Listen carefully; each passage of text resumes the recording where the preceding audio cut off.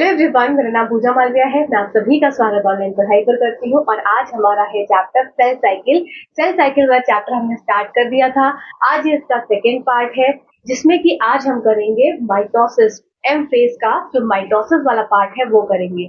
हमने पिछला क्या किया, मैं हल्का सा एक आपको ओवरव्यू दे रही हूँ, जिससे कि अगर अभी तक आपने नहीं देखा है और आप इस वीडियो से देखना स्टार्ट कर रहे हैं, वैसे तो बेहतर ये रहेगा कि आप पिछला वीडियो देख के आप इस वीडियो को देखेंगे तो आपको चीजें बहुत बेहतर समझ में आएंगी। पर फिर भी मैं आपको एक क्विक रिवीजन करा देती हूँ। हमने पिछला क्या करा था, हमने देखा था माइटोसिस और मियोसिस में डिफरेंस, कि क्या दो चीजों में मेजर डिफरेंस होता है अर्धसूत्री और आपका सूत्री विभाजन में। दूसरी बात है कि हमने देखा था कि जो सेल साइकिल है, सेल साइकिल के दो फेज हमने देखे थे। तो जो सेल साइकिल होती है, आपकी कोशिका विभाजन होता है, इसमें दो इवेंट्स देखने को मिलते हैं और ये दो इवेंट्स में पहला इवेंट हो जाता है इंटरफेज, जहां पर सेल अपने आप को क्या करती है, तैयार करती है। और दूसरा फेज हो जाता है एम फेज, जिसके बारे में आज हम पढ़ने वाले हैं। तो एम फेज के भी दो फेजेस होते हैं, मतलब कि अगर बात करी जाए माइटोसिस की, और दूसरी हो जाती है आपकी मियोसिस। तो आज हम पढ़ेंगे पूरा अपना माइटोसिस वाला पार्ट। इंटरफेज वाला पार्ट हमने कंप्लीट कर लिया है। इसमें हमने क्या क्या पढ़ा था, इसमें हमने G1 फेज देखा था, S फेज देखा था, G2 फेज देखा था। तो सबसे पहला फेज जो होता है किसी भी सेल साइकिल का, वो होता है G1 फेज, जहां पर सेल अपने आप को तैयार करती है, प्रिपेयर करती है। किस रूप में? अपने सारे ऑर्गेनेलीज को डुप्लीकेट कर कर। अपार्ट क्या चीज नहीं डुप्लीकेट करती है? डीएनए का डुप्लीकेशन नहीं होता है, डीएनए का रेप्लिकेशन नहीं होता है। साथ ही साथ सेंट्रियोल्स का रेप्लिकेशन G1 फेज में नहीं होता है। एस फेज में हमने देखा था, मेन मेन इवेंट्स में आपको बता रही हूँ जो कि एग्जाम में पूछे जाते हैं। एस फेज में आपका सबसे पहली बात है हिस्टोन प्रोटीन बनता है। दूसरी इंपॉर्टेंट बात है कि एस फेज ऐसा फेज होता है जहाँ डीएनए अपना रेप्लिकेशन करता है। तीसरी इंपॉर्टेंट बात कि यहाँ पर सेंट्रियोल्स का भी डुप्लीकेशन होता है। ठीक है, नेक्स्ट बात कर लेते हैं G2 फेज। G2 फेज एक ऐसी फेज है जहां पर प्रोटीन्स का सिंथेसिस होता है। सेल अपने आप को तैयार कर रही है सेल को डिवाइड करने के लिए।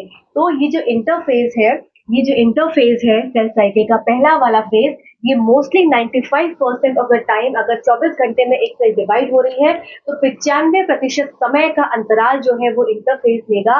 इसीलिए इस फेज को बोला गया था, क्या पिछले साइंटिस्ट बोल रहे थे डिस्कवरर्स, कि ये क्या है, एक तरह से रेस्टिंग स्टेज है।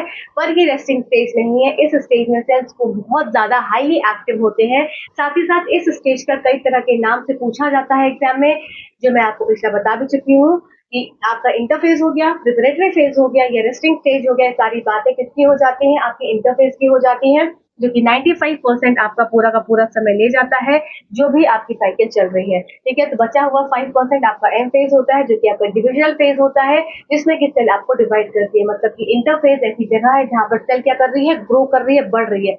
बढ़ने के कारण ही सेल को डिवाइड होना पड़ता है। ठीक है, आई होप यहाँ तक आपको सारे पॉइंट क्लियर हुए होंगे। इसके बाद आज हम देखेंगे पूरा कि एम फेज में हम माइटोटिक डिवीजन का फेज देखेंगे। प्लस लास्ट में इस पूरे सेशन को देखिएगा, बहुत बड़ा सेशन नहीं है पर बहुत ज्यादा यूजफुल है। आपके एग्जाम्स में टीजीटी पीजीटी लेवल में इससे क्वेश्चंस भर भर के आते हैं। अगर सेशन को या क्वेश्चंस को बहुत थोड़ा हाई करना होता है तो इस चैप्टर से आपके न्यूमेरिकल बेस्ड क्वेश्चंस आते हैं। तो लास्ट में मैं आपको इसके न्यूमेरिकल का जो एक चार्ट होता है, जो कि आपका टेबुलर फॉर्म में होता है, मैं आपको समझाऊंगी। कोशिश मेरी रहेगी कि हर एक बिंदु आप इजीली समझ पाए। तो चलिए आज का सेशन स्टार्ट कर देते हैं। इससे पहले का सेशन जरूर देख लेना, सेल डिवीजन वाला, जो हमारा एक मतलब जो फर्स्ट इसका सेशन था, पार्ट 1।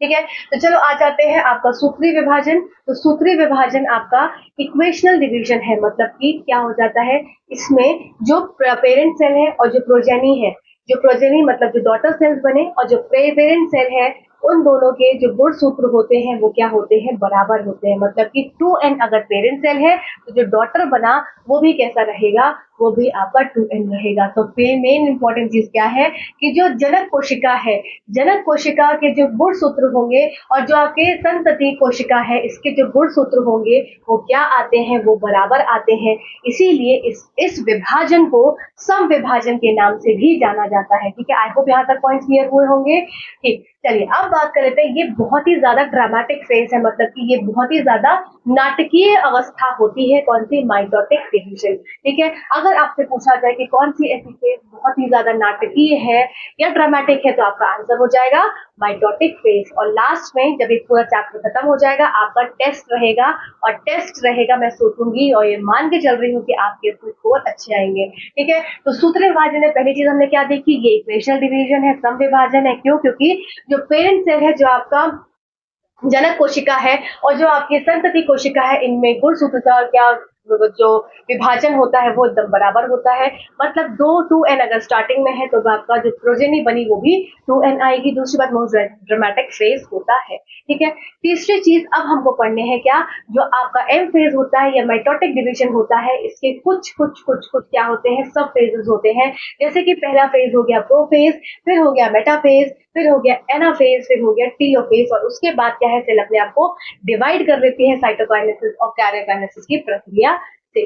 ठीक है, तो सबसे पहले देख लेते हैं क्या आपका प्रोफेज। तो प्रोफेज, इसको याद करने का तरीका कैसे है, जैसे कि आप इसका सीक्वेंस ना भूलें। जो लोग कई बार बायो पढ़ चुके होंगे उनके लिए तो आसान हो जाती है, पर जो लोग क्या करते हैं कॉम्पिटिशन्स के लिए बायो को तैयार करते हैं, उनके लिए थोड़ा सा कंफ्यूजन हो जाता है। तो यहाँ पर आप याद कैसे रखेंगे, कौन सा स्टेज पहले आएगा एम माइटोटिक डिवीजन में। सबसे पहले प्रोफेज, फिर मेटाफेज, फिर एनाफेज, फिर टीलोफेज। उसको याद कैसे रखना है, पी मैट से। ठीक है, पूजा मालविया, जो पी मेरा इनिशियल है, तो पी और मैट। मैट क्या है, पूजा मालविया की चटाई। ठीक है, इसे याद कर लो, पी मैट पूजा की चटाई। ठीक, तो पी से हो गया प्रोफेज, एम से हो गया मेटाफेज, ए से हो गया एनाफेज, टी से हो गया टीलोफेज। ठीक है, मैं पूरी कोशिश कर रही हूँ कि आपको जो चीजें बताऊं बहुत ही इजी लैंग्वेज में बताऊं, जिससे कि क्लास 11 का जो टफेस्ट चैप्टर माना जाता है ये आपको इजीली समझ में आ जाए। सबसे पहले बात आ जाती है पूर्वावस्था, मतलब प्रोफेज। ये ऐसा फेज है, देखो आपने नूडल्स देखा है, तो एक बाउल में अगर मैंने क्या बनाया, एक बाउल बनाया। ठीक है, ये मेरे पास एक बाउल है, मान लो गोल सा मेरे पास एक प्लेट है। ठीक है, अब इस गोल से प्लेट में क्या है, मैंने कटोरी रखी। अब कटोरी के अंदर मेरे पास जो नूडल्स है वो कैसे हैं, वो एकदम इस तरीके से है, इस तरीके से ही होते हैं नूडल्स, इस तरीके से ही होते हैं। ठीक है, तो जब इस तरीके से नूडल्स प्रेजेंट है, मतलब कि अभी क्रोमोसोम कैसे हैं, इस तरीके से टैंगल्ड वे में, मतलब एकदम उलझे हुए, एक दूसरे में उलझे हुए हैं। ठीक है, तो वो क्या हो जाता है, इस तरीके से एक न्यूक्लियस, नाभिक, ये क्या है आपका नाभिक है। यहाँ पर मैंने बनाया क्या है, एक कोशिका को बनाया है, और ये कोशिका का क्या हो गया, नाभिक हो गया, और इस नाभिक के अंदर ये आपके क्या हो गए, क्रोमोसोम्स हो गए। ठीक है, और क्रोमोसोम्स किस तरीके से है, उलझे हुए ऊन के गोले की तरह या नूडल्स की तरह आपके उलझे हुए गोले की तरह प्रेजेंट है क्या, आपके क्रोमोसोम्स एक सेल के अंदर। अब यहाँ पर क्या है, प्रोफेज में सबसे पहले ये अनटैंगल होना स्टार्ट करेंगे। अभी कैसे थे, टैंगल थे, बाल उलझ जाते हैं तो क्या हो जाता है, टैंगल हो जाते हैं। वर्ड यूज करती है लड़कियां, पर उसको क्या करना है, सुलझाना है, टैंगल करना है। तो मतलब कि प्रोफेज स्टेज में क्या होता है कि जो आपके क्रोमोसोम्स हैं वो अनटैंगल होना, मतलब कि सुलझना स्टार्ट हो जाते हैं। अब इसका मतलब कि सुलझ के वो किस तरह से हो जाएंगे, अब वो क्या होंगे, इस तरह से आपके अनटैंगल होंगे और कुछ इस तरीके से आप देखने को मिलेंगे।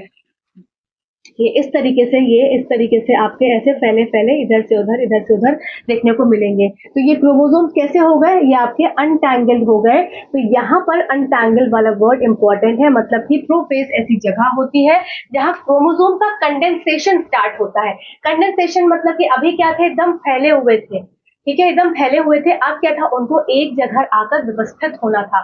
तो धीरे धीरे होके हर चीज एकदम से तो हो नहीं जाएगी। तो ये स्टेज, जब प्रोफेज आपकी पहली स्टेज आई, पूर्वावस्था, जहां पर क्रोमोसोम्स को क्या था, कंडेंस होना था, तो इस तरीके से क्रोमोसोम्स कंडेंस होना स्टार्ट करेंगे। अब साथ ही साथ मैंने एस फेज में एक आपको बताया था कि एस फेज ऐसी जगह है जहां डीएनए अपने आप को डुप्लीकेट करता है। तो क्या आप, मैंने वहां पर एक डायग्राम बनाया था जीवन फेज में, अगर जिसने देखा होगा वो रिलेट कर पाएगा। इस तरीके से मैंने बनाया था एक क्रोमोसोम, और अगर इसका डुप्लीकेशन होना है तो किस तरीके से हो जाएगा, यहाँ पर इसका डुप्लीकेशन कुछ इस तरीके से, मतलब कि एक और इसके पास ऐसे क्रोमैटिड आ गई। तो अब यहाँ पर जो मेरे क्रोमोसोम्स है वो इस तरीके से प्रेजेंट है। तो यहाँ पर ये बात मैं यही समझाना चाह रही हूँ कि क्रोमोसोम्स हमारा जो डुप्लीकेट हुआ था, मतलब इसका डीएनए का क्रोमोसोम डबल नहीं हुए थे, क्रोमोसोम डबल नहीं हुए थे, पर क्या था, क्रोमोसोम ने अपना डीएनए को रेप्लिकेट किया था, क्रोमोसोम्स डबल नहीं हुए थे। यहाँ देखो ये क्या है, सेंट्रोमियर एक ही है। ये मैंने आपको पिछले ही बताया था कि सेंट्रोमियर से, जब एक ही सेंट्रोमियर से जुड़ा हुआ है, तो चाहे क्रोमोसोम इस तरीके से हो, मेरा एक सेकेंड बात करने चल रहा है, चाहे क्रोमोसोम ऐसा हो, ठीक है, चाहे क्रोमोसोम इस तरीके से हो, है ये सिंगल ही क्रोमोसोम, चाहे इस क्रोमोसोम की एक पंखुड़ी हो इस तरीके से और चाहे क्रोमोसोम की दो पंखुड़ी हो, ये दोनों कहलाते एक ही क्रोमोसोम है, ये दोनों सिंगल क्रोमोसोम है, ये भी सिंगल क्रोमोसोम और ये भी सिंगल क्रोमोसोम। तो इसका मतलब कि एस फेज में जो कहा क्रोमोसोम्स क्या थे, डीएनए का डुप्लीकेशन हो रहा था और साथ ही साथ एक और टर्म मैंने यूज किया था वहां पर, सेंट्रियोल्स का डुप्लीकेशन। तो इसका मतलब कि यहाँ पर जो सेल में क्या प्रेजेंट है, इस तरीके से जो सेंट्रियोल्स प्रेजेंट है ये भी क्या होंगे, डुप्लीकेट हुए थे। अब यहाँ पर क्या था, ये होने जाने लगेंगे ऑपोजिट पोल्स पे, मतलब ये आपका नॉर्थ पोल हो गया, ये आपका साउथ पोल हो गया। फॉर एग्जाम्पल नॉर्थ और साउथ यहाँ यूज नहीं करते, यहाँ पर यूज करते हैं क्या, अलग से विपरीत ध्रुव। तो ये जो ऑपोजिट पोल्स है, तो ये आपके एक इधर जाएगा और एक इधर जाएगा। तो यहाँ पर सेंट्रियोल्स भी क्या करेंगे, अपने को दूर दूर लेकर जाएंगे और ऑपोजिट पोल तक यहाँ पर जाकर पहुंचेंगे। तो हमने क्या सीखा प्रोफेज की स्टेज से, पहली बात बहुत ही इजी लैंग्वेज में, प्रोफेज स्टेज में कि जो क्रोमोसोम्स थे वो कंडेंस होना स्टार्ट हुए, एक साथ इकट्ठे होना स्टार्ट हुए, अनटैंगल हो गए जो कि पहले टैंगल रूप में थे, और जो सेंट्रियोल्स था, सेंट्रियोल्स ऑपोजिट पोल की तरफ जाना स्टार्ट होगा। ये सेंट्रियोल्स का काम क्या होता है, ये स्पिंडल फॉर्मेशन करते हैं जो कि क्रोमोसोम्स को अपनी तरफ खींचता है और एक तरफ से एक अटैच करके इस तरह से होगा, अभी वो आगे हम समझेंगे। ठीक है, आई होप यहाँ तक आपको पॉइंट क्लियर हो गए होंगे जो मैंने आपको फर्स्ट प्रोफेज बताया। अब बात कर लेते हैं क्या मेटाफेज। मेटाफेज एक ऐसी स्टेज होती है, बहुत ही इंपॉर्टेंट है, जहां पर क्रोमोसोम्स की स्टडी की जाती है। तो मेटाफेज आपका मध्य अवस्था एक ऐसी अवस्था होती है जहां पर क्रोमोसोम्स की प्रॉपरली स्टडी की जा सकती है, क्योंकि इस स्टेज में क्रोमोसोम्स व्यवस्थित रूप से देखने को मिलते हैं इक्वेटर पे, एक इक्वेशनल लाइन पर। ठीक है, पहली इंपॉर्टेंट बात। दूसरी इंपॉर्टेंट बात कि मेटाफेज एक ऐसी जगह होती है जहां पर क्या होता है, जो कंप्लीट कंडेंसेशन ऑफ क्रोमोसोम्स हो चुका होता है। मतलब अभी तक क्या था, क्रोमोसोम्स कंडेंस हो रहे थे, हुए नहीं थे कंप्लीट। अब क्या था, मेटाफेज ऐसी जगह है जहां क्रोमोसोम्स कंप्लीट कंडेंस हो जाएंगे, जो न्यूक्लियर मेम्ब्रेन है वो डिसअपियर हो जाएगी। वापस से डायग्राम देखेंगे अब हम मेटाफेज का। तो यहाँ पर हम देख रहे हैं मेटाफेज का डायग्राम। मेटाफेज, यहाँ पर क्रोमोसोम्स क्या थी, ये इस तरह से डिसअपियर होनी स्टार्ट हो गई थी। ठीक है, अब यहाँ पर complete disintegration of nuclear membrane, मतलब ये न्यूक्लियर मेम्ब्रेन जो थी वो टूट जाएगी। अब कैसे टूटेगी, ये आपकी स्टार्ट हुई होनी और अगर मैं कंप्लीट कहूँ तोड़ दूं तो ये पूरी टूट गई। तो इसका मतलब कि ये जो है ये आपका लेट मेटाफेज हो गया। ठीक है, ये लेट मेटाफेज की स्टेट जिसमें कि जो आपका न्यूक्लियर मेम्ब्रेन था वो पूरा डिसइंटीग्रेट हो गया।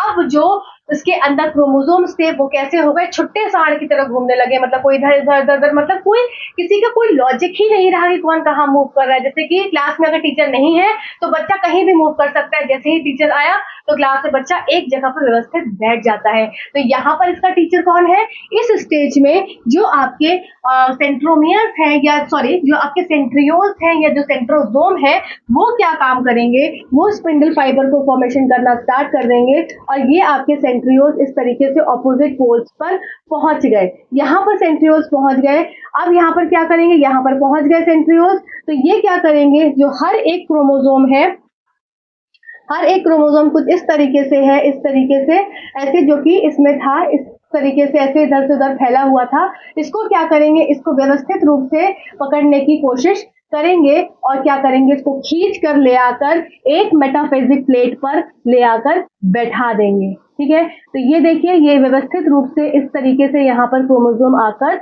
बैठ गए। ठीक है, 4 है तो हम भी 4 बना देते हैं इसमें। तो अब ये क्या हो गया, यहाँ पर इस तरीके से ये क्रोमोसोम्स आकर मेटाफेजिक प्लेट, इसको क्या बोलते हैं, ये हो गई जगह आपकी मेटाफेजिक, क्योंकि ये मेटाफेज की बात हो रही है तो मेटाफेजिक प्लेट पर जाकर व्यवस्थित होकर इक्वेटोरियल रीजन इसको बोला जाएगा। इक्वेटोरियल रीजन मतलब एक इक्वेटर की तरह, इक्वेटर पर जाकर व्यवस्थित होकर जो आपके क्रोमोसोम्स हैं वो सेट होकर यहाँ बैठ गए। और किसकी वजह से, जो सेंट्रियोल्स थे, सेंट्रियोल्स जब अपोजिट पोल्स की तरफ गए, अभी यहाँ पर सेंट्रियोल्स डुप्लीकेट हो रहे थे, अब यहाँ पर क्या थे, सॉरी सेंट्रियोल्स डुप्लीकेट नहीं हो रहे थे, सेंट्रियोल्स अपोजिट पोल्स पर जा रहे थे। सेंट्रियोल्स डुप्लीकेट तो हमारे एस फेज में हो चुके थे। ठीक है। अब ये अपोजिट पोल्स पर पहुंच गए तो इन्होंने क्या किया, स्पिंडल फॉर्मेशन बनाना स्टार्ट किया और इस स्पिंडल फॉर्मेशन क्या करेगा, वो हर एक क्रोमोसोम को अपनी तरफ क्या करेगा, खींचेगा और क्या करेगा, उसको अलाइन करेगा किसको, इक्वेटर पे जितने भी क्रोमोसोम्स हैं। आई होप यहां तक आपको पॉइंट क्लियर हुआ होगा। अब एक इंपॉर्टेंट टर्म जो कि कई बार एग्जाम्स में पूछा गया है, चाहे वो नीट हो, चाहे वो किसी भी जगह का एग्जाम हो, पीजीटी टीजीटी लेवल का, क्या पूछा गया है कि जो सेंट्रोमियर है, ये जो सेंट्रोमियर है, सेंट्रोमियर मतलब कि ये वाला भाग, एक क्रोमोसोम को जोड़ने वाला भाग को क्या बोलते हैं, ये सेंट्रोमियर। यहां पर समझेंगे, ये हो गया सेंट्रोमियर जो कि क्या है, क्रोमोसोम को जोड़कर रखता है, क्रोमोसोम की क्रोमैटिड्स को जोड़कर रखता है। ये हो गए इसके क्रोमैटिड्स, ठीक है। ये क्रोमोसोम है मेरा, इसका ये हो गया सेंट्रोमियर, रेड रेड वाला हिस्सा, और ये पूरा हो गया मेरे पास एक क्रोमोसोम। अब इसके साइड में प्रेजेंट होते हैं क्या, काइनेटोकोर्स। वेरी इंपॉर्टेंट, इस पे वेरी इंपॉर्टेंट मार्क कर लीजिएगा। तो ये हो गया, ये प्रेजेंट इसके साइड साइड में काइनेटोकोर। इस काइनेटोकोर से जाकर आपका स्पिंडल फाइबर अटैच होता है। तो ये क्वेश्चन पूछा जाता है कि जो स्पिंडल फाइबर्स निकल रहे हैं, जो स्पिंडल फाइबर्स ये आपको देखने को मिल रहे हैं, ये आपको देखने को मिल रहे हैं, ये क्रोमोसोम के किस भाग से जाकर जुड़ते हैं, या कौन सा ऐसा भाग है जिसको स्ट्रेच करते हैं स्पिंडल फाइबर्स। तो स्पिंडल फाइबर्स एक क्रोमोसोम में प्रेजेंट काइनेटोकोर को अपनी तरफ खींचते हैं, ठीक है। तो स्पिंडल फाइबर ये आपका हो गया स्पिंडल फाइबर, सॉरी, ये हो गया स्पिंडल फाइबर। ये स्पिंडल फाइबर इससे जाकर जुड़ रहे हैं, तो ये जो ब्लू हिस्सा है ये क्या है, ये है काइनेटोकोर, ठीक है। Very important term, very important for all competitive exams कि कौन से भाग से स्पिंडल फाइबर जुड़े होते हैं क्रोमोसोम में, तो काइनेटोकोर से जुड़े होते हैं। तो आपने मेटाफेज में क्या पढ़ा, हमने आपका मध्यावस्था में क्या पढ़ा कि जो क्रोमोसोम्स थे वो प्रॉपर्ली कंडेंस हो चुके हैं।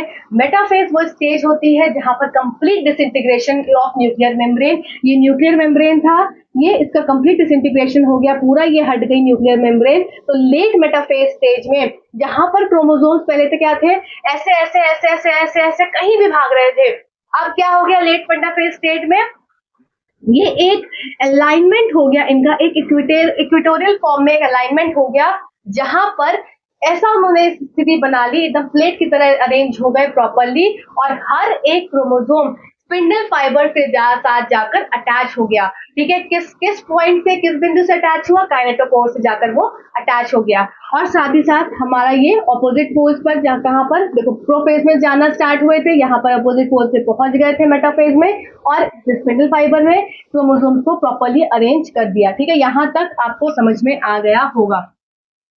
तो मैं पॉइंट्स पढ़ देती हूँ कि complete disintegration of nuclear membrane हमने समझ लिया, कंडेंसेशन ऑफ क्रोमोसोम कंप्लीट हो जाता है, इजीली स्टडी कर सकते हैं कि क्रोमोसोम की क्या क्वालिटी क्या है, किस तरह का क्रोमोसोम्स है, मतलब कि एक क्रोमोसोम की प्रॉपरली स्टडी मेटाफेज वाली स्टेज में की जा सकती है, क्योंकि अब अगली स्टेज जो आएगी इसमें क्रोमोसोम्स टूट जाएंगे, स्प्लिट हो जाएंगे अलग अलग पोर्शन में, ठीक है। तो यहाँ तक फिर chromosomes attach to spindle fibre through kinetochore, सब लोग मेरे साथ कमेंट सेक्शन में लिखेंगे कि chromosomes attach to spindle fibre with किससे, काइनेटोकोर से, किस सेंट्रोमियर से, तो आंसर हो जाएगा काइनेटोकोर। सेंट्रोमियर भी ऑप्शन में दिया होता है तो वहां पर कंफ्यूजन क्रिएट होता है, ठीक है। लेट मेटाफिजिक प्लेट में क्या हो जाएगा, chromosomes move the spindle equator and align along the metaphysic plate, इस तरह से यहाँ पर अलाइन हो जाएंगे, ठीक है।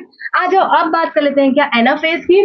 तो एनाफेज में क्या होता है, जो क्रोमोसोम्स आपके मेटाफेजिक प्लेट में अरेंज हुए थे मेटाफेज में, वो क्या होंगे, अब स्प्लिट होना स्टार्ट हो जाएंगे और स्प्लिट होकर ऊपर अपोजिट पोल्स तक पहुंच जाएंगे। अभी मेटाफेज पे आए थे, स्पिंडल फाइबर से अटैच हुआ था, अब वो क्या करेगा, इस तरह से खींचता हुआ उसको अलग अलग हिस्से में कर देगा। किस तरह से करेगा आइए देख लेते हैं। ये मेरे पास वापस से सेल है, सेल के सारे ऑर्गेनेलीज जा चुके हैं, ये मैंने आपको पहले ही बताया, सब ऑर्गेनेलीज खत्म होकर जो डुप्लीकेट हो गए थे वो सब खत्म है इस स्टेज में। मतलब कि जब एम फेज स्टार्ट होती है तो जितने भी सेल ऑर्गेनेलीज होते हैं, शायद ये पॉइंट रह गया है बताना, ये आपका प्रो फेज में, ये वेरी इंपॉर्टेंट पॉइंट है, ये शायद स्किप हो गया बताना, यहाँ पर वापस से समझेंगे। जो प्रो फेज स्टेज है, यहाँ पर जितने भी सेल ऑर्गेनेलीज होते हैं, क्या क्या हो सकते हैं, Golgi apparatus, endoplasmic reticulum, lysosomes, ठीक है, फिर आपका और क्या हो सकता है उसमें, वैक्यूल्स मतलब जितने भी सेल ऑर्गेनेलीज होते हैं एक सेल के अंदर वो सब खत्म हो जाते हैं, डिसइंटीग्रेट हो जाते हैं। पर क्या रहता है, एक्सेप्ट आपका क्रोमोसोम्स रहते हैं, मतलब डीएनए रहता है, न्यूक्लियस रहता है, ये सब बचा हुआ रहता है। ऐसा आपका सारी चीजें खत्म हो चुकी, सेंट्रियोल्स बचा रहता है। तो ये जो होता है डिसअपियर, ये आपका प्रोफेज स्टेज में होता है। इसीलिए सिर्फ अभी बचता क्या है, न्यूक्लियस, और न्यूक्लियस के अंदर आपका डीएनए वाला पार्ट या क्रोमोसोम वाला पार्ट और सेंट्रियोल, सिर्फ इतना बचता है, तब जाकर ये सेल साइकिल कंप्लीट होती है। ठीक है, हम आ रहे थे एनाफेज पे, मतलब पश्चावस्था। पश्चावस्था में क्या हो जाएगा, जो मेरे पास क्रोमोसोम्स कहाँ थे, कुछ इस तरीके से मेटाफेज पे इस तरीके से अलाइंड थे, एक प्लेट के फॉर्म में अलाइन थे ऐसे। अब वो क्या करेंगे, ये ऑपोजिट पोल्स की तरफ जाना स्टार्ट करेंगे। तो यहाँ पर क्या था, वापस से सेंट्रियोल है, ये वापस से सेंट्रियोल है, और इससे निकला हुआ क्या है, ये है स्पिंडल फाइबर इस तरीके से। ठीक है, ये स्पिंडल फाइबर अब यहाँ पर अटैच हो जाएंगे, क्या स्प्लिट हो गए, अभी टूट जाएंगे, ये ऊपर की तरफ, ये नीचे की तरफ। तो इस तरीके से कुछ ऐसा दिल सर इस तरीके का स्ट्रक्चर ये बना लेते हैं। मतलब अब यहाँ पर सेंट्रोमियर भी टूट गया और क्या हो गया, दो अलग अलग इसमें विभाजित हो गया। तो ये आपके जो क्रोमोसोम्स थे, इन्होंने क्या कर लिया, इन्होंने अपने आप को डिवाइड स्प्लिट कर लिया। ठीक है, अब ये क्रोमोसोम्स क्या थे, क्या 5 बन गया, एक्स्ट्रा बन गया। तो ये क्रोमोसोम्स क्या थे, अपने आप को ऊपर इस तरह से अपने आप को ले जाएंगे। तो ये एनाफेज की स्टेज हो गई, जहां क्रोमोसोम स्प्लिट करता है मेटाफेजिक प्लेट पे। ये कौन सी प्लेट है, ये मेटाफेजिक प्लेट है। इस तरीके से अब क्रोमोसोम्स क्या करेगा, अपने आप को स्प्लिट कर लेगा और क्रोमोसोम्स माइग्रेट करेंगे ऑपोजिट पोल्स की तरफ। अब यहाँ पर एक और क्वेश्चन आता है, जैसे मैंने पहला क्वेश्चन क्या बताया, देखो इंपॉर्टेंट चीज कि सेल ऑर्गेनेलीज बहुत इंपॉर्टेंट चीज है, पॉइंट्स को नोट करते चलिएगा। सेल ऑर्गेनेलीज कौन सी स्टेज पे खत्म हो जाती है, डिसअपियर हो जाती है, आपका आंसर होगा प्रोफेज। कौन सी ऐसी स्टेज है जहां पर सेल ऑर्गेनेलीज वापस आ जाती हैं सारी, तो आपका आंसर होगा टीलोफेज। कौन सी ऐसी स्टेज है जहां पर क्रोमोसोम्स की प्रॉपर्ली स्टडी की जा सकती है, आंसर हो जाएगा मेटाफेज। कौन सी ऐसी स्टडी है जहां पर क्रोमोसोम्स की शेप्स की स्टडी की जा सकती है, मैंने क्या बोला, कौन सी ऐसी कौन सी ऐसी स्टेज है जहां पर क्रोमोसोम्स की आपकी शेप्स की स्टडी प्रॉपर्ली की जा सकती है, तो आंसर हो जाएगा एनाफेज। तो एनाफेज में क्रोमोसोम्स की स्टडी जो शेप्स के बारे में है वो आप इजीली कर सकते हैं। अब कौन कौन सी शेप्स होती हैं, वी शेप का क्रोमोसोम होता है, जैसे कि ये जो हो गया, ये वी शेप का क्रोमोसोम हो गया। ठीक है, ये वी बना रहा है। अगर एल शेप का होना होगा तो क्रोमोसोम क्या कुछ इस तरीके से हो जाएगा, एक भाग बड़ा एक भाग छोटा। अब जे शेप का होना होगा तो क्रोमोसोम कुछ इस तरीके से हो जाएगा, इस तरीके से, तो जे बन गया। ठीक है, तो वी आई जे एल, तो ये शेप्स, 4 तरह की शेप्स की क्रोमोसोम्स होते हैं, V I J L, V I J L. तो ये 4 तरह के शेप्स के क्रोमोसोम्स की स्टडी एनाफेज की स्टेज पर हो सकती है इजीली। ठीक है, आई होप यहाँ तक आपको सारे पॉइंट्स क्लियर हो गए। हमने प्रोफेज में देखा, फटाफट से मैं बताती हूँ। प्रोफेज में सारा कुछ क्या हो गया, जितने सेल ऑर्गेनेल से गायब हो गए, न्यूक्लियस, जो आपका न्यूक्लियस के अंदर जो आपका मटेरियल था वो क्या होने लगा, कंडेंस होने लगा और अनटैंगल होके जो क्या था वो अनटैंगल होना स्टार्ट हो गया, जिससे कि क्रोमोसोम्स हमें दिखने लगे। दूसरी इंपॉर्टेंट बात, मेटाफेज में सारे के सारे क्रोमोसोम्स क्या थे, एक आपके लाइन में आकर अटैच हो गए, स्पिंडल फाइबर्स बनने स्टार्ट हो गए। कैसे बनेंगे, सेंट्रियोल्स को जो कि अपोजिट साइड पर पहुंच चुके हैं। ठीक है, अब क्या हो गया, एनाफेज में स्प्लिट हो गया, स्प्लिटिंग हो गई, और एनाफेज ही ऐसी जगह है जहां पर शेप्स ऑफ क्रोमोसोम्स को जांचा जाता है। मेटाफेज में क्या देखा जाता है, जितनी भी स्टडी है प्रॉपर्ली वो आप मेटाफेज में कर सकते हैं। अब आ जाती है बात हमारे टीलोफेज। तो टीलोफेज क्या हो जाती है, एक तरह से फाइनल स्टेज है जहां पर अब क्या करना है, अब कैरियोकाइनेसिस को करना है। मतलब अब यहां पर क्वेश्चन आता है वापस कि टीलोफेज में क्या क्या चीजें, इवेंट्स इंपॉर्टेंट है। अभी तक क्या था, तो क्रोमोसोम क्या था, डीकंडेंस हो रहा था, सॉरी कंडेंस हो रहा था। यहां पर क्या होगा, डीकंडेंस होगा, वापस से उसी टैंगल अवस्था में आ जाएगा। जितने भी आपके सेल ऑर्गेनेल्स जो गायब थे वो वापस से आ जाएंगे। प्लस यहाँ पर क्या होता है, न्यूक्लियर मेम्ब्रेन रीअपियर हो जाएगी, न्यूक्लियोलस आ जाएगा, फिर क्रोमोसोम्स अब जैसे कि इस तरह से थे अपनी इंडिविजुअलिटी बना रहे थे कि मैं एल शेप का हूँ कि आई शेप का हूँ कि जे शेप का हूँ, तो ये क्या करेंगे अपनी इंडिविजुअलिटी की जिस शेप का मैं हूँ वो लॉस्ट करके वापस से टैंगल्ड फॉर्म में, ऊन के फॉर्म में कन्वर्ट हो जाएंगे टीलोफेज में। तो इसका मतलब टीलोफेज ऑपोजिट होता है जस्ट किसके, प्रोफेज के। प्रोफेज में क्या था, सब चीज अनटैंगल हो रही थी, उलझी हुई थी, सुलझ रही थी, जो चीज इधर उधर फैली हुई थी वो चीज क्या थी, व्यवस्थित रूप ले रही थी। अब क्या था, वापस से व्यवस्थित रूप से वापस से फैला हुआ भाग आना है वापस, ठीक है। तो फाइनल स्टेज ऑफ कैरियोकाइनेसिस, जब सारी चीजें इस तरह से हो जाएंगी तो कैरियोकाइनेसिस मतलब कि अब न्यूक्लियस क्या करेगा, नाभिक अपने आप को विभाजित करेगा। अभी मैं आपको डायग्राम से बताती हूँ। क्रोमोसोम डीकंडेंस होगा, न्यूक्लियर मेम्ब्रेन रीअपियर हो जाएगी, क्रोमोसोम अपनी इंडिविजुअलिटी को खो देगा, ठीक है। और इसको डायग्राम से समझते हैं कि मैं आपको क्या बताने की कोशिश कर रही हूँ। देखो अभी तक क्या था,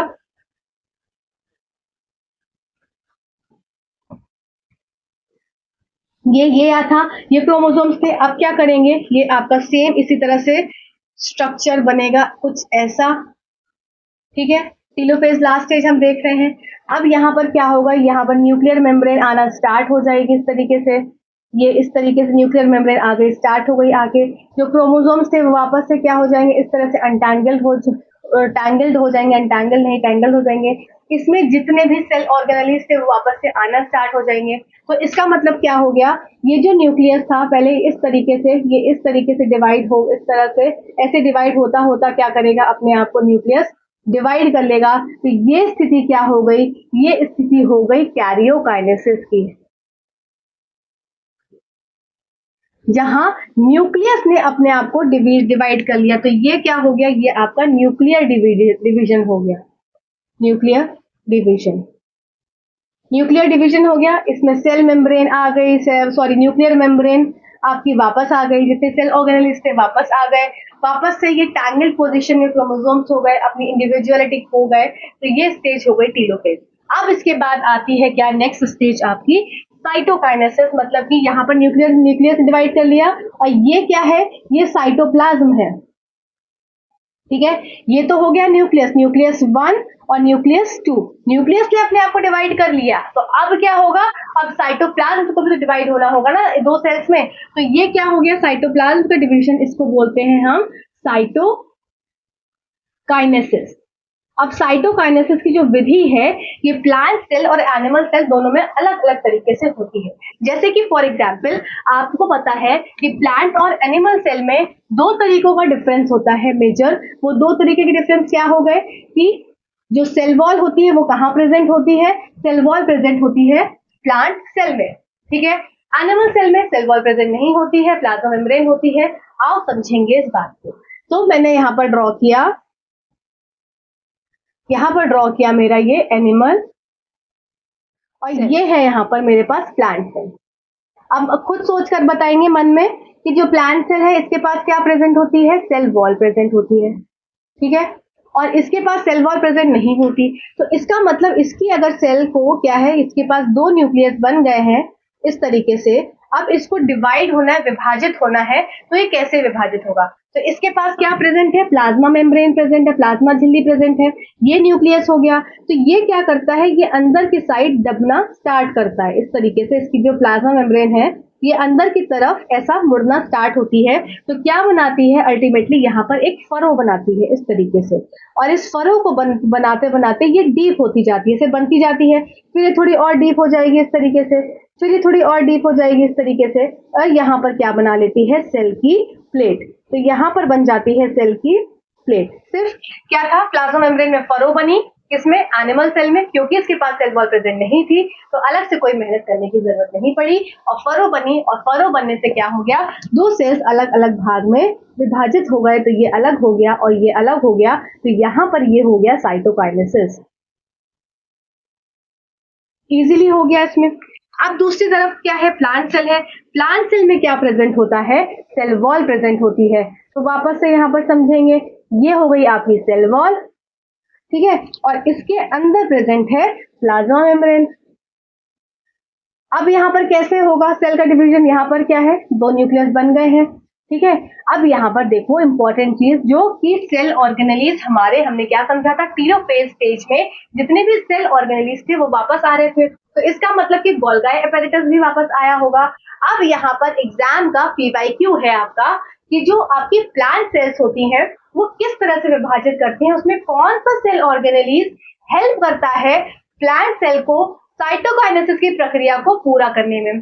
गोल्गी बॉडीज, जब हमने सेल का चैप्टर पढ़ा था तो हमने उसमें पढ़ा था कि गोल्गी एपेरेटस जो होता है उसमें कुछ वेसिकल्स होती है, तो ये वेसिकल्स क्या करती हैं, यहाँ पर आकर वेसिकल्स आपकी यहाँ पर आकर इकट्ठा होना स्टार्ट कर देती हैं बीच में।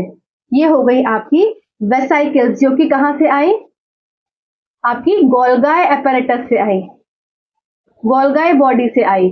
तो ये वेसिकल यहाँ पर आकर इकट्ठा होती है। अब यह क्या करेगी, अभी तक क्या हो रहा था, देखो यहाँ पर ध्यान से देखो, अंदर से बाहर से अंदर की तरफ क्या थी, फरो बन रही थी, ठीक है ना, बाहर से अंदर की तरफ एरो था।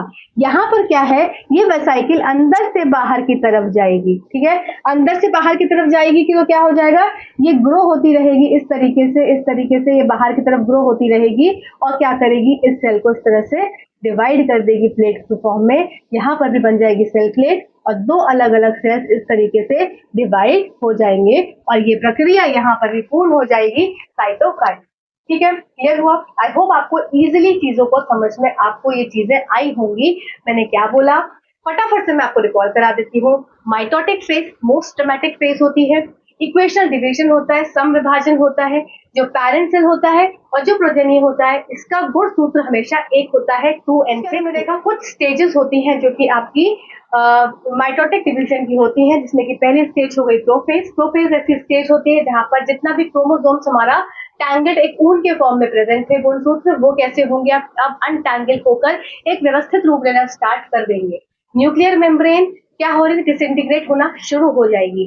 कंप्लीट डिसइंटीग्रेशन कहाँ देखने को मिलता है, मेटाफेज में। तो ये भी क्वेश्चन आता है कि कंप्लीट डिसइंटीग्रेशन कहाँ हुआ, मेटाफेज में। स्टार्ट कहाँ हुआ, आपका प्रोफेज में। प्रोफेज ऐसी जगह होती है जहां पर सेल ऑर्गेनेल सारे गायब हो जाते हैं और क्रोमोसोम्स प्रॉपर अपनी व्यवस्था लेना स्टार्ट करते हैं।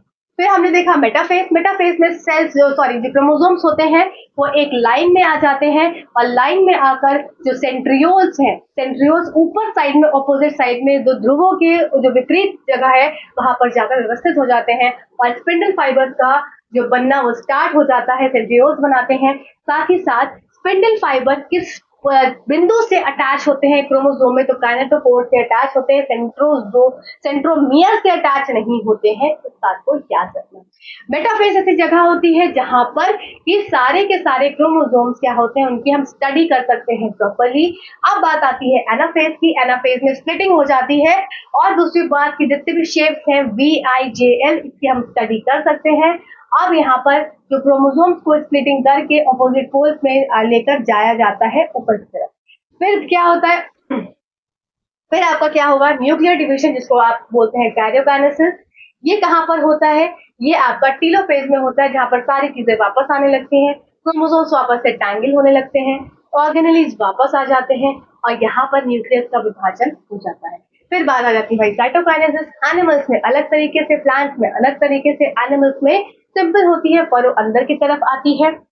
फिर इसमें क्या होता है, प्लांट सेल्स में फरो नहीं बनती, अपार्ट इसमें गोल्गी एपेरेटस की जो वेसिकल्स हैं वो इकट्ठा होना स्टार्ट होती हैं। इस तरीके से ऐसा प्लेट के फॉर्म में ऐसे ऐसे बाहर की तरफ इकट्ठी हो जाती है और वापस से सेल प्लेट बन जाती है, दो सेल अलग अलग ग्रुप में विभाजित हो जाती है। आई होप यहाँ तक आपको सारे पॉइंट क्लियर हुए होंगे। चलिए आइए, अब जो मैंने आपको बताया था कि जो न्यूमेरिकल्स में आपके हेल्प करेगा चीजें, वो मैं आपको यहाँ पर, चलिए आइए अब देख लेते हैं कुछ कॉन्सेप्चुअल चीजों को जिसके बेसिस पे आपके न्यूमेरिकल्स फ्रेम होते हैं। जैसे किसी क्रोमोसोम में कितने नंबर ऑफ क्रोमोसोम्स हैं, उसी क्रोमोसोम में कितने नंबर ऑफ क्रोमैटिड्स हैं, उसी क्रोमोसोम में कितना कंटेंट है उसका DNA का। ठीक है, तो इस हिसाब से आपके न्यूमेरिकल्स बनते हैं आपके TGT या PGT लेवल में। मैं पूरी कोशिश करूंगी कि आपका ये कंसेप्ट बहुत इजी वे से क्लियर कर पाऊं। चलिए आइए देख लेते हैं। सबसे पहले हम डायग्राम को समझेंगे कि एक क्रोमोसोम के डायग्राम में क्या क्या चीजें इंपॉर्टेंट आपको समझनी होती है। तो क्रोमोसोम का जो सेंटर पार्ट होता है इसको बोलते हैं सेंट्रोमियर। ठीक है, सेंट्रोमियर सेंट्रोजोल से, सेंट्रियोम से या इन सब चीजों से कंफ्यूज नहीं होंगे। इसको क्या बोलते हैं, सेंट्रोमियर। सेंट्रोमियर, ठीक है। इसके ऊपर इस तरह से कुछ पंखुड़ी सी रहती है, ये एक यहाँ पर पंखुड़ी लगी हुई है, तो ये क्या हो जाती है, ये हो जाते हैं हमारे क्रोमैटिड। तो ये हो गया सेंट्रोमियर और ये हो गया क्रोमैटिड, सेंट्रोमियर, ठीक है। अब इसके बाहर प्रेजेंट थे, क्या थे वो, काइनेटोकोर थे। सेंट्रोमियर के जस्ट बाहर वाला हिस्सा क्या था, ये दाग दाग जो दिखाया है, ये काइनेटोकोर था, ठीक। अब देखो, अब इसी, ये हो गया हमारा फर्स्ट क्रोमोसोम फॉर एग्जाम्पल, ठीक है। अगर मुझे सेकेंड क्रोमोसोम बनाना है तो मैंने क्या किया, सेम ऐसे सेंट्रोमियर बनाया, एक पंखुड़ी यहां बना दी, एक पंखुड़ी यहां बना दी, तो अब मेरे पास ये क्या है, सेकेंड क्रोमोसोम। अब फॉर एग्जाम्पल मैं क्या कर रही हूं, मैं यहाँ पर इसका डुप्लीकेशन करा दे रही हूँ। अब जब डीएनए ने डुप्लीकेट किया तो क्या हो गया, ये जो उसका डीएनए था वो क्या हो गया, वो डबल हो गया, डुप्लीकेट हो गया, रेप्लिकेट हो गया। तो अब क्या ये दो क्रोमोसोम है कि एक क्रोमोसोम है, तो अभी भी ये क्या है, ये आपका सिंगल क्रोमोसोम है। बहुत इंपॉर्टेंट चीज है ये सिंगल क्रोमोसोम। क्यों, जब काइनेटोकोर जब सेंट्रोमियर एक ही होगा, एक सेंट्रोमियर और दो पंखुड़ियां ऊपर, दो पंखुड़ियां नीचे, इस तरीके से जब एक सेंट्रोमियर है, सेंट्रोमियर यहाँ पर कितना है, इसका नंबर 1 है, ठीक है। तो यहाँ पर सेंट्रोमियर का नंबर कितना है, 1 है। तो और यहाँ पर पंखुड़ियां कितनी हो गई, इस तरीके से ये आपकी ऊपर भी इधर और इधर भी ऐसी। तो ये क्या हो गई, मतलब जब क्रोमोसोम ने या डीएनए ने रेप्लिकेट करा पर सेंट्रोमियर क्या है, एक ही है, तो अभी भी ये क्या रहेगा, सिंगल क्रोमोसोम, ठीक है। अब यहाँ पर फॉर एग्जाम्पल, यहाँ पर इस तरीके से जब सेंट्रोमियर ने भी अपने आप को डिवाइड किया और यहाँ पर इस तरीके से अब ये दो हो गए, मतलब जब सेंट्रोमियर दो हो जाएंगे तब यहाँ पर क्या हो जाएगा, ये 2 क्रोमोसोम्स है, ठीक है। इस बात को क्लियर हो गया, मतलब जब ये सेंट्रोमियर अगर एक ही जुड़ा हुआ है, एक ही सेंट्रोमियर से क्रोमैटिड्स जुड़े हुए हैं, तो ये सिंगल क्रोमोसोम, और डिफरेंट डिफरेंट क्रोमैटिड्स से सेंट्रोमियर जुड़े हुए, क्रोमैटिड्स जुड़े हुए हैं सेंट्रोमियर से, तो ये आपके 2 क्रोमोसोम्स हो गए। आई होप यहाँ तक आपको पॉइंट क्लियर हुआ होगा। अब आप बातों को समझे कि किसी एक सेल में 46 नंबर ऑफ क्रोमोसोम्स है। अब वो 46 नंबर ऑफ क्रोमोसोम्स जीवन में कितने होंगे, 46 है, ठीक है। किसी सेल में 46 नंबर ऑफ क्रोमोसोम्स है। एक सेल क्या कर रही है, 46 नंबर ऑफ 2n है ना। देखो 2n का मतलब क्या होता है, 23 और 23, तो इसका मतलब कि 46 नंबर ऑफ क्रोमोसोम्स है। तो किसी भी सेल के अंदर 46 नंबर ऑफ क्रोमोसोम्स है, तो जीवन में क्या हो रहा था, सब चीजों का डुप्लीकेशन हो रहा था, है ना, सब चीज का डुप्लीकेशन हो रहा था। और डुप्लीकेशन होने से क्या था, बहुत चीजों को समझिएगा, मैंने क्या बोला स्टार्टिंग से सुनेंगे।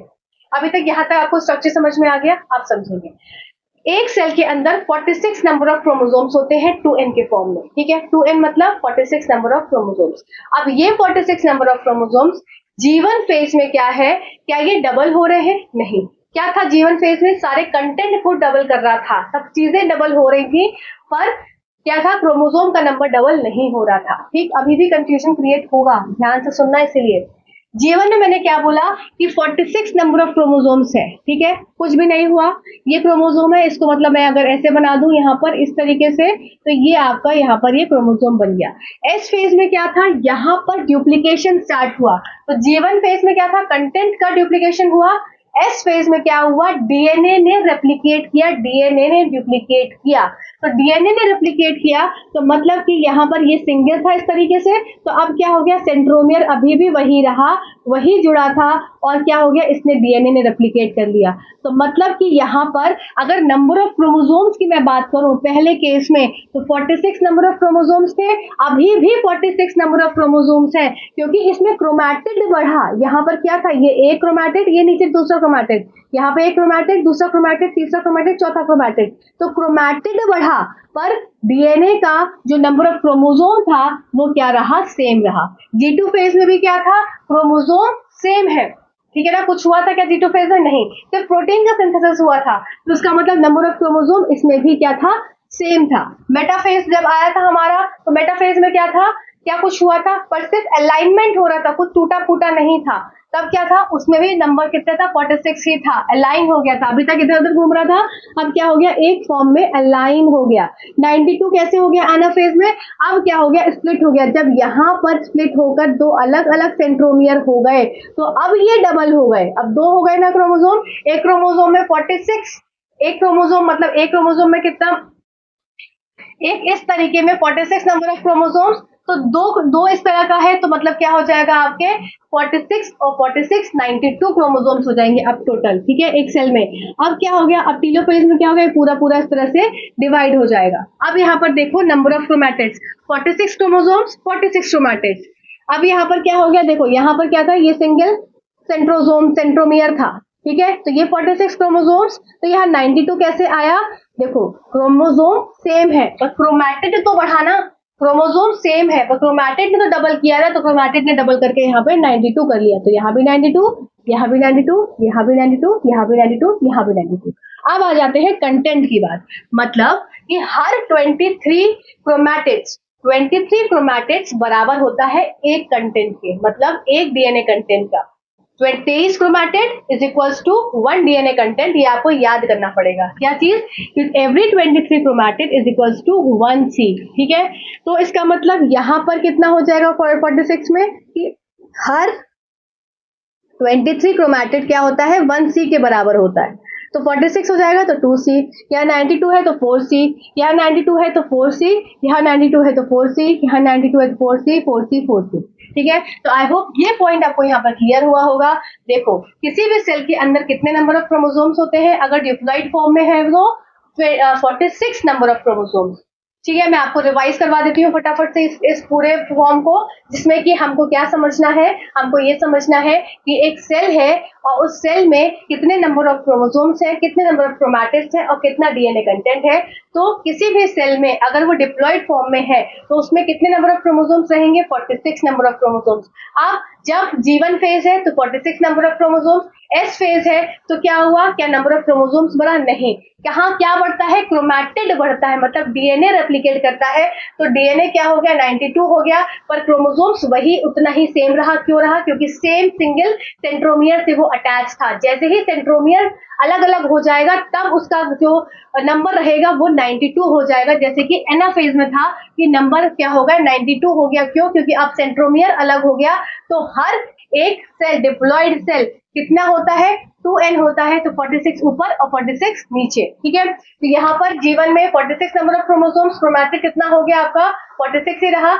S में 46 नंबर ऑफ क्रोमोसोम्स, क्रोमैटिड कितना रहा 92 हो गया, फिर डुप्लीकेट हो गया। बाकी समय 46 92 46 92 इस तरह से हुआ। पर यहाँ पर एनाफेज में आकर स्प्लिट हो गए जब क्रोमोसोम्स, तो अलग अलग सेंट्रोमियर हो गया, तो एनाफेज में क्या हो गया 92 क्रोमोसोम्स हो गए, 92 क्रोमोसोम्स हो गए और क्रोमैटिड भी कितने रहे 92 रहे, ठीक है। तो इस हिसाब से हमने कहा। अब कंटेंट देखेंगे, कंटेंट आपका 2C कहाँ है 46 में, क्योंकि every 23 chromatid is equals to 1 content. 46 number of chromosomes है तो कितने या 46 क्रोमैटिड्स हैं तो कितना हो जाएगा 2C, फिर 92 हो गया तो 4C, इस तरह से आपके 4C बढ़ते चले जाएंगे। आई होप यहाँ तक आपको सारी बातें क्लियर हुई होंगी।